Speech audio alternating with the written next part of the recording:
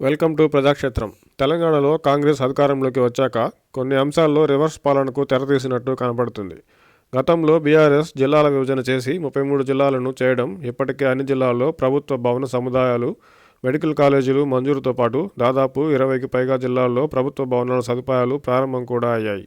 అయితే ఇప్పుడు కాంగ్రెస్ మళ్లీ జిల్లాల పునర్విభజన చేయాలనుకోవడం, 19-20 జిల్లాలకు కుదించాలని అనుకోవడం, ఇప్పటి వరకు జిల్లాల ఏర్పాటుకు చేసిన ఖర్చు వృధా అవడంతో పాటు తిరిగి జిల్లాల మధ్య గందరగోళం, ప్రజల్లో ఆందోళన నెలకొంటుంది. మరి జిల్లాల కుదింపు అంశాన్ని సరైన ఆలోచనతో అర్థవంతంగా ప్రజలను ఒప్పించేలా ముందుకు తీసుకెళ్తారా లేదా అనేది చూడాలి. లేదంటే జిల్లాను కోల్పోయిన ప్రజల్లో వ్యతిరేకత రావడం ఖాయం. జిల్లాల అంశంతో పాటు ఓఆర్ఆర్, మెట్రో, ఫార్మాసిటీ వంటి వాటిల్లో గత ప్రభుత్వ నిర్ణయాలకు భిన్నంగా వెళ్తున్నట్టు ఉన్న కాంగ్రెస్ ప్రభుత్వం వారు తీసుకునే మార్పులు చేర్పులు తెలంగాణ, హైదరాబాద్ అభివృద్ధికి ఊతం ఇచ్చేలా ఉండాలి తప్ప ఇబ్బందులు కలిగించకూడదు. ఆ దిశగానే రేవంత్ రెడ్డి గారు పాలన సాగిస్తారని ఆశిద్దాం. ప్రాజెక్టుల విషయంలో బీఆర్ఎస్ ప్రభుత్వం రీడిజైన్ల పేరుతో అంచనా వ్యయాన్ని పెంచి ప్రాజెక్టుల ఆలస్యానికి కారణమవడమే కాక అవినీతి చేసిందని ఆరోపణలు చేస్తున్న కాంగ్రెస్ మళ్లీ అదే దారిలో తిరిగి ప్రాజెక్టుల రీడిజైన్లు, రీటెండర్లు అంటే ప్రాజెక్టులకు అంచనా వ్యయం పెరగడమే కాక కాలయాపన జరుగుతుంది కదా. గత 10 ఏళ్ల నుంచి జరిగిన విద్యుత్ ఒప్పందాలను పరిశీలించాలని ఆదేశించడం బాగానే ఉన్నా, విద్యుత్ ఒప్పందాల రద్దు వంటి నిర్ణయాలు తీసుకోవాలనుకుంటే ఇదే తీరుగా వ్యవహరించి ఇప్పటి ఆంధ్రప్రదేశ్ ప్రభుత్వం ఎదుర్కొన్న ఇబ్బందులు తెలంగాణకు ఎదురవకుండా చూసుకోవాలి.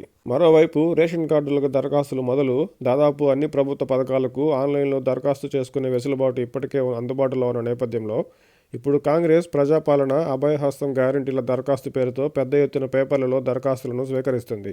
కోట్లాది మంది ప్రజల వ్యక్తిగత ముఖ్యమైన సమాచారాన్ని పేపర్లలో నింపి ఆ పేపర్లను మరో చోట ఉండే కేంద్రాలకు తరలిస్తూ చివరికి వాటిని తిరిగి ఆన్లైన్లో నమోదు చేస్తుండడంపై కాంగ్రెస్ ప్రభుత్వం ఖచ్చితంగా ఆలోచన చేయాలి.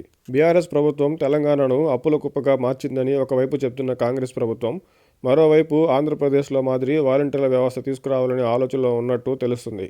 ఇందిరమ్మ కమిటీల పేరుతో గ్రామ కమిటీలు వేసి గ్యారంటీల అమలు, ఇతర పథకాల అమలు పర్యవేక్షణను అప్పగిస్తారనే వార్తలు వస్తున్నాయి.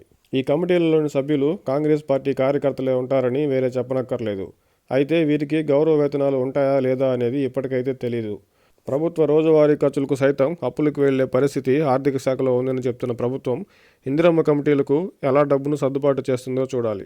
గ్యారంటీల అమలు దరఖాస్తులనే అక్కడక్కడ 50కి 60కి అమ్ముకున్న సంఘటనలు కళ్ల ముందు ఉండగానే పథకాల అమలు పర్యవేక్షణకు కమిటీలు అంటే పరిస్థితి ఎలా ఉంటుందో అర్థం చేసుకోవచ్చు. ఇలా ఎన్నో అంశాలపై ముఖ్యమంత్రి రేవంత్ రెడ్డి గారు, మంత్రిమండలి ఏ విధమైన నిర్ణయాలు తీసుకుంటారో వేచి చూడాలి.